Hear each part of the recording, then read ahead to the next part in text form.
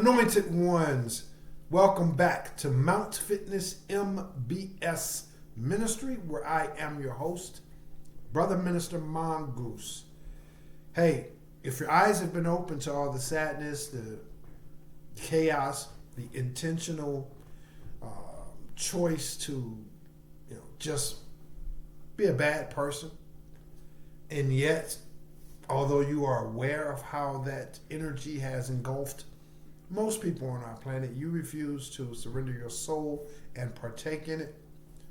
It's the belief of this ministry that you are amongst the anointed ones. Now, whatever that word's anointing means for you, you're amongst those who have been set aside. You're amongst those who are truly about something more than the darkness.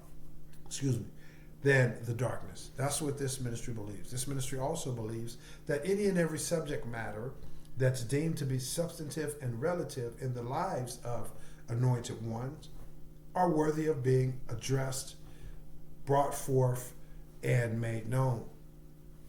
This ministry also believes that when an individual takes a holistic mind, body, and spirit path to health and wellness, then they receive an additional download of power, strength, love, fulfillment, and things of this nature.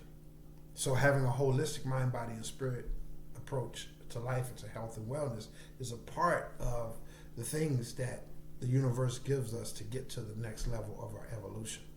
This ministry also believes that any good seed that you pour into this ministry, this good ground, you will receive an abundant harvest in return. This ministry believes, obviously, that that's true in any area of life that's good and you plant a good seed in it. But as it relates to this ministry, that's what we're here, that's what we're talking about. So we're going to zero in on that, realizing that that is a universal truth all around the board. So that's what I got for you guys in terms of familiarizing you guys who may be tuning in for the first time with what this ministry is all about. Thanks again for tuning in. Thank you so very much for all the love and support. And without further ado, we'll get off into today's topic where we're talking about maintaining discipline. We made a chapter 1 to this. If you aren't familiar with it, check it out. And had I been a little bit more on my game, if you will, I probably could have been a lot more brief in that intro, but it is what it is. Because I've made a chapter 1, and usually the information that is about the ministry is presented in the previous chapter. So if there's more than one chapter, then I typically don't mention what the ministry is all about in the second, third, or fourth chapter, whatever. But we're talking about maintaining discipline in this day, in this age, in this time, in this era. And given the fact that if you truly do have a good heart, you have clean intentions, and you are about these things that we call love and honesty and integrity and modesty and compassion and forgiveness and all these things, and you're about these things from the marrow out, if you will, and not just superficially. They're not just surface level things, politically correct things that we do. You really are about these things. Then during this shift that we're in, it becomes that much more difficult, that much more challenging, because the world and those whom the good book says have been given control of the world are opposed to this very energy that I just mentioned, true love. Oh, it's fine that we can be loved superficially, and we can talk about love, we can express love, superficially. We can be nice and kind and give to charities and all these different things. But we know, if we're hand on heart honest, that for the most part, those things are just that, superficial in the lives of most people, and in the lives of collective society. And so those of us who genuinely, not that we're bigger, better, or anything else, it's just he gives to whom he pleases. Excuse me. Those of us who are truly operating with this energy, we find it that much more difficult, that much more challenging by the powers that be to actually live these things out and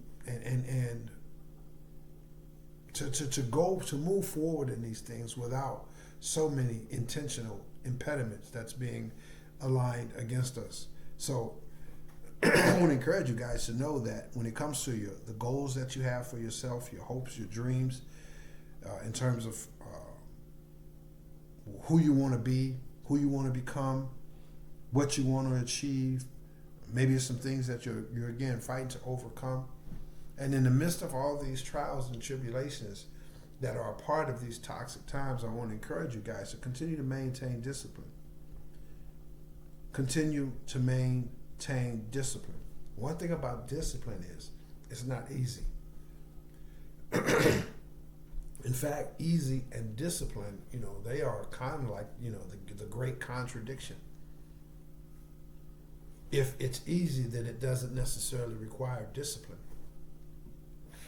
Now, we can become better at maintaining discipline and implementing discipline, but it's still discipline. It's not easy. It's not, something that any and everybody can just do. It requires effort. It's not a kickback, put your feet up and do nothing type of deal. So whatever it is that you're going through in terms of, being and standing and walking in that God-given authentic you, if it's somebody that you're fighting to become, the old you doesn't serve you anymore. The old ways, the old way of processing things, viewing yourself, comporting and deporting yourself, it's just not you anymore. You're striving to grow into a better, more evolved expression of, pardon me, it's a new you. I want to encourage you guys to continue to maintain the discipline. Maintain your discipline along the way. If there's something that you've been battling for a long time, in various areas, perhaps multiple areas at the same time that you're battling for something to become, something to achieve, something to overcome, something to let go of, something to enter into. If you've been fighting for a long, arduous time period, and yet, despite all the setbacks and the heartaches, you're still fighting for it. You still know that it's in your heart. It's in your heart to do it. It's a divine thing for you to achieve, to be, to overcome. Keep fighting. If it's still in your heart, that if the old timers used to say, if it's still in you, then it's still in you. If it's still in you, then it's still in you. That means it's still meant for you to achieve. It's still possible. If it wasn't, then you would have let it go. He would have instructed you. He would have caused you to let it go. But the fact that you still have it in your heart to, you know what? I just can't do this to this person. I just can't not do this for this person. I just can't go back to being the old me, because even though this new me is so challenging and, so confusing and so lonely, I've been, trying or fighting to become this, or I've become this and have been this for so long, but it's so tiring, it's so arduous. But yet it's meant for you. If it's still in you, then it's still in you. It's still meant for you to do, to be, to become, to overcome. And I'm not making light of any of the challenges along the way. I can vouch and testify firsthand that a lot of these things do take an enormous amount of times, an enormous amount of time, and an enormous amount of times falling down, an enormous amount of times often being set back, being disappointed, having to circle that mountain again. But if it's still in you, it's still in you. You just have to maintain discipline. The time period itself, and how long you've been battling, how long you've been hoping, how long you've been praying, how long you've been giving, how long you've been enduring. That's a form of extreme brutality in itself. Just the time period, like not even counting up the bumps and the bruises along the way. Just the time period enough is man, it's brutal. And here is where our great faith comes in. This is what makes us different than those people who are of the world. This is literally it, guys. Again, we can't say on one hand, all these times, all these miracles. I mean, yeah, we know that the children of Israel were in the desert for 40 years. They weren't in there in no kickback season. That was a season of discipline. It was hot. They had to struggle. They had to find out where they was gonna get their water from. They had to eat that. The food that was downloaded to them, they didn't have, that anything other than that manna.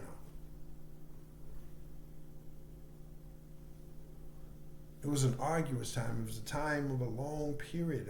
It was a time that required discipline, the maintenance and the maintaining of discipline for an extreme period of time. And we know it took Noah anywhere from 75 to, some people say, 100 years.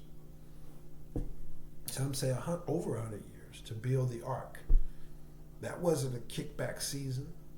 That was a season that required him maintaining discipline, getting up every day, getting after it, chopping wood, carrying wood, doing all the things that needed to be done day in and day out in the hot, brutal sun for, again, some say 100 years or more. So I'm not making light of how long it's been. In fact, I'm acknowledging the fact that some of you guys, including myself, have been fighting for things in different areas, in different ways, fighting to become a better person, fighting to let go of bad habits, fighting to not become bitter, even though people may have treated you bitter or walked out on you, trying to, to maintain this thing that we call integrity. I'm acknowledging that. But again, on one hand, we can't say we know that our ancestors, our spiritual ancestors, took or went through these things for these period of times, and and then we go to church, mosque, temple, synagogue, or whatever, week in, week out, sometimes several days a week, or in our own prayer life. We acknowledge these things and we celebrate these things. But then when it comes to our own lives, we run from those same very things. You know what? I've been working on this marriage for 20 years.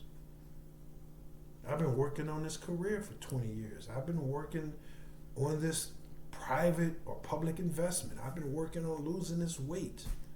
I've been working on getting my kids to be better, to help my parents, become more mobile in their elderly or aged state. And hey, man, I put in enough time already. See, we can't have it both ways, guys. So I know the time is brutal. Maintain discipline. The time itself is brutal, and yet the trial of it all is exacerbated when we consider the fact that not only is just the time period itself brutal, no one's getting any younger, but then you begin to make the calculations and the assessment of the things that take place within that time frame, and you add up, all the contradicting and opposing people, the challenging situations and circumstances, even the toxic environments. And you say, okay, hey, that's it. It's, you know, it's been 20 years, been 30 years, been 50 years, it's been 5 years, whatever. That's enough. And it's not just like it's been 5 years, but it's been kind of smooth sailing and nothing but no progress. It's been 5 years, no progress, plus all these other brutal factors intermingled with that. So the toxic people, the toxic environments, perhaps your own mistakes, your own setback, no one's helping you. All these things make that 5 years seem like 500 years. And yet the great task of maintaining discipline remains. A discipline, a confidence, a faith that surpasses all understanding. So it's not something that can be achieved in a human, from a human standpoint, based on human means. It takes this supernatural force that we serve in order to get her done. We can look at the story of King David and all the years, and not just the years, but all the bumps and the bruises that gets calculated within those years as well. He was in the field for all these years of his life. He was viewed by his brothers as someone that was not able to get the job done and go out and be the things that his brothers were. That's why he was sent out. Hey, just be a shepherd boy, man. You ain't got what it takes to be over here doing nothing. You go out there and just, you know, tend to the sheep. So he had those negative people. He had those long periods. He had those obstacles, you know, the lion, the bear, over all those periods of time, all those years and all those bumps and bruises of the things that transpired within those years. And then ultimately we know the story of Goliath, him having to face Goliath. He would never have been able to face Goliath had he not maintained discipline out there tending to sheep, out there facing the bears and the lions, and out there having to deal with the fact that his brothers and everybody else saw him as someone a lot less capable and formidable than he actually was. He had to deal with it all for all those years, and so are you. It starts with you and me being able to maintain discipline and knowing that discipline is not something that's easy. If it's easy, then it's not discipline. So regardless of what you're going through, today's message is about that, encouraging you to maintain discipline. Don't let the negative people, the time that's passed, the situation, the circumstances, the environment, don't let nothing cause you to surrender your disciplines. Not the heartaches, not the headaches, the setbacks, the disappointments. Maintain discipline through it all. In fact, all of these different things are tests of your discipline and your ability to maintain your discipline.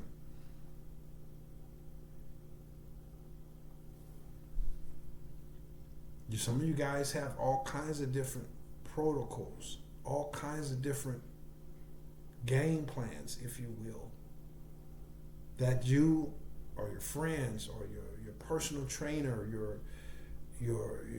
pastor, your spouse, your parents, people that care about you, they have helped you construct this protocol, this game plan, this blueprint on how you go from point A to point B or point Z in all these different situations, whether it's your finances, whether it's becoming a better person, whatever it is. They've given you the blueprint, and you've been tried and pushed beyond all measure. And now this message is saying maintain discipline. Maybe you're trying to save someone. Maybe you're trying to save someone. And you know the old saying that sometimes a man has to be saved from himself. Maybe you're trying to save someone. Don't do that. Don't go there. Don't be that kind of person. Maybe it's, put down the cigarette, stop going through the neighborhood, or stop doing these things.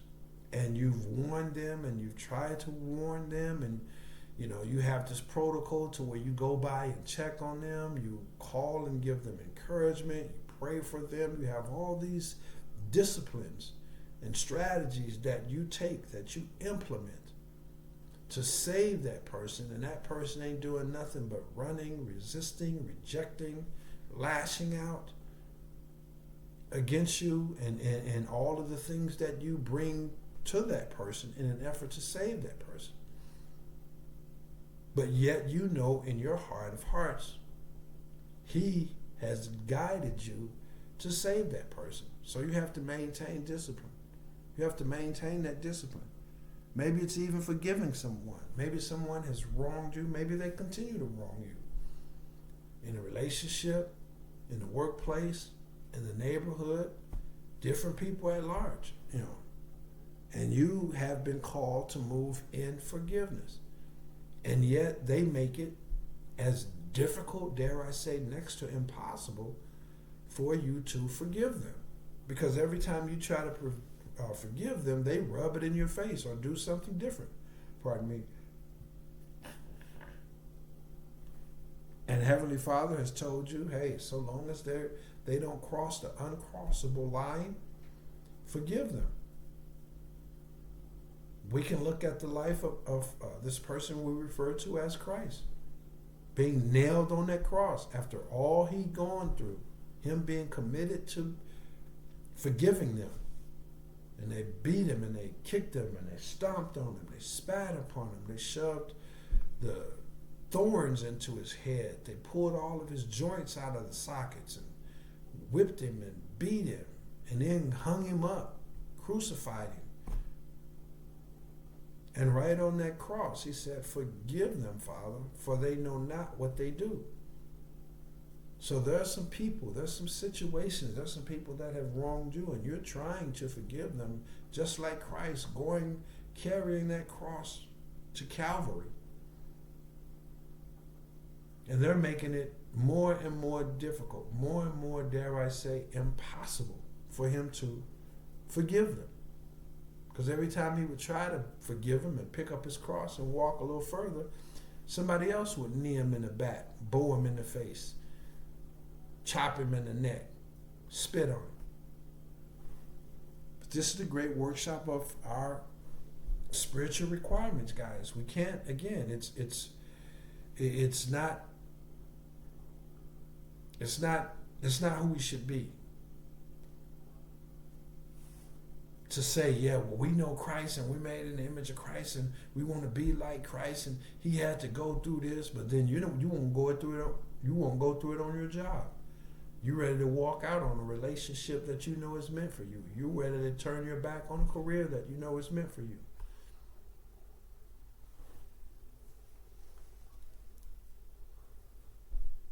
Maintain discipline.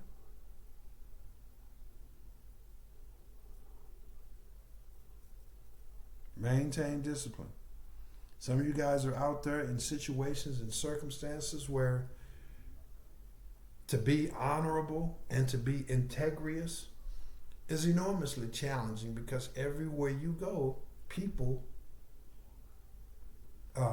treat you in the most dishonorable ways. They take advantage of you moving in integrity. And everything about them is anti-integrity. The way they treat you, the way they behave towards you. And it would be very easy for you to say, you know what? You don't have any integrity when it comes to me. You don't respect my integrity when I show it or walk in it. You don't respect me honoring humanity and trying to be as fair as I can with you. You don't respect any of that, so I'm not going to be honorable to you. I'm not going to be integrous to you. And you have, again, game plans that you've set up, whether literally or, just kind of free-flowingly. You said, you know what, you're not going to surrender your integrity. You're not going to surrender your honor. So when you come across this person, when you come across these people, when you have to engage them, wherever you find them, workplace, society, gas pump, wherever you find them, you initiate that protocol. Excuse me. Whether it's, again, you're just starting off being respectful or minding your own business or, looking the other way or greeting everybody with a smile, whatever that protocol is that you have that says, hey, this is how I'm going to work in order for me, by way of the Holy Spirit, to maintain my honor and my integrity. And yet when people just go out of their way to be rude, to be, obnoxious, to be, demeaning, aggressive, assertive, and all these different things, it's easy for you to say, well, no, I'm not doing any of the things that I said. I'm not going to maintain my discipline. I'm not going to turn the other way. I'm not going to smile. I'm not going to engage someone with kindness. I'm just going to, no, to heck with it. I'm here telling you, encouraging you to maintain discipline. Your emotional discipline and your emotional fortitude as well. Maintain the discipline. Remember, guys, at the risk of redundancy, if it's easy, it's not discipline. Some of you guys, as I get out of here, some of you guys I want to encourage to maintain the actual regiments that you have established in various areas of your lives. Some of you guys have prayer regiments. You get up, the first thing you do, 3-minute, 5-minute, 30-minute, whatever, prayer, acknowledgement. You're saying thanks and you're praying and sending your energy and your faith out in the universe. You're following that up by living a holy, consecrated life and standing, in where you are in life and looking for His promises. You're doing this day in and day out. Sometimes you've been doing this for years, perhaps even decades, day in and day out, and nothing's happening. Nothing's changed. Nothing's improving. Maintain your discipline. Maintain your discipline and look back on your forefathers with not just reverence, but with also inspiration and encouragement and the embracement of the fact that they were doing more than you were doing or more than I am doing now in terms of them maintaining discipline. Again, Noah and the ark, for 75 to over 100 years, the children of Israel for 40 years, they were doing this to a greater degree and for longer periods of time, dealing with more headaches and heartaches than you and or I am at this time. So when we look back at them, we just can't see them as this airy-fairy notion that makes us feel good, but an inspiration and an embracement of the fact that this person that we call Christ said that we would do even greater miracles than He did. So we have been anointed with the ability to do even more, to go through even more, to overcome even more. So we don't just look at our forefathers and just say, oh, it makes us feel good, but only for a quick second. But then when it comes to our personal situations, we're ready to run and tuck tail. No, keep up your regiment when it comes to your prayer. When it comes to your work ethic, you go to work, you're trying to be this, you're trying to be that, you're trying to become this, and everybody else on the job is lacking, they're slacking, they don't care, they got no work ethic, they're just going through the day, punching the time clock, putting in the hours and going home, but you really care. Like you want to dot the I's and cross the T's. There's a promotion there. There's an opportunity for you to gain the experience that you need and then venture off and start your own company. Don't sacrifice your work ethic. Maintain your discipline. Some of you guys, when it comes to your diet, your nutrition, and your training, maintain your discipline. Maintain your discipline. You've been eating the right things. You've been calculating all your calories, whatever it is that works for you. You've been counting your proteins, your micronutrients, and you've been doing all these different things, and nothing seems to be happening. Maintain discipline. Maintain this discipline. Some of you guys just overall, as I got out of here, when it comes to your conduct and your manners, again, you're walking in humbleness. You're walking in wisdom. You're walking in compassion. You're walking in love. You're walking in faith. You're walking in all these things. And the moment someone sees that, whether it's someone that you see on a daily basis or someone that you just happen across, and they sense that, and they automatically, whatever, get racist, they get thuggish, they become chauvinistic, whatever the case may be. Hey, maintain your discipline when it comes to the code of conduct that he has established for you. Set that standard and stand on that standard when it comes to your conduct and your manners. When it comes to you, some of you guys, when it comes to your savings account, maintain that discipline. You've been putting up $5 or $10. You've been putting up whatever it is, $500 or $1,000, $2, whatever it is. And every time you put it up there, it seems like something comes out of the blue and just eats it, chews it right through it. Maintain your discipline. Don't get off your game. The old timers say, don't lighten up, tighten up. Tighten your game up. Double down on your discipline. Hey, it may have worked. It may have wiped that savings out. You may have done that diet for 30 days and nothing happened. Maintain your discipline.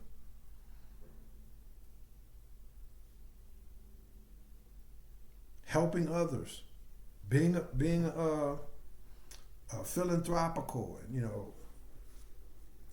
all the different aspects of you when it comes to being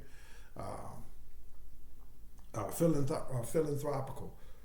Hey, look, I'm helping people. I'm committed to giving back, and no one's giving back. And all I see on TV and all I see with my coworkers, and when I go to these different meetings, everybody's selfish. We got this club, this organization where it's all about philanthropy. Nobody's really engaging in that except for me. So, hey, why should I be the only one that's being real about this? I'm going to skim off the top like everybody else. Maintain your discipline. If it's still in you, then it's still in you, which means it's still meant for you. That's what I got for you guys, man. If you'd like some information about how this ministry can assist you in that regards, reach out. I love the opportunity to speak with you guys. I'm coming up on 32 minutes. I won't make a closing. If you want information about this ministry, watch chapter 1. There'll be a Cash App link down in the description box if you'd like to express your thanks and appreciation. By way of doing so, please also be sure to hit the thumbs up, the like, the share, and all those good things. Leave a comment. There's an email link down in the description box if you have follow-up questions. But know that any good seed that you plant into this ground, you will receive a harvest. And not only that, you will also magnify the power of this message so you can receive even more than what you've already received up to this point. Reach over there and click that like, that subscribe, that share, and see that it not make you feel better. And then if it doesn't make you feel better, reach out and say, hey, Minister Mongoose, I did that. I felt just the same. And then we can talk and take a look at what we need to do to make sure that doesn't be what happens. Because whenever you plant good seed in good ground, you do have the very spiritual, legitimate expectation to receive a harvest. So do all of those things, whether it's a monetary donation, hitting the like, the share, the subscribe, leaving a comment, and see, don't you feel even better, even more rewarded than you do right now. And if this message resonated with you, then that's a clear indication to you that this message is also intended to resonate with others. That's what I got for you guys. I believe that's everything. I'm going to get out of here. I am Brother Minister Mongoose, and I will holla back. Peace.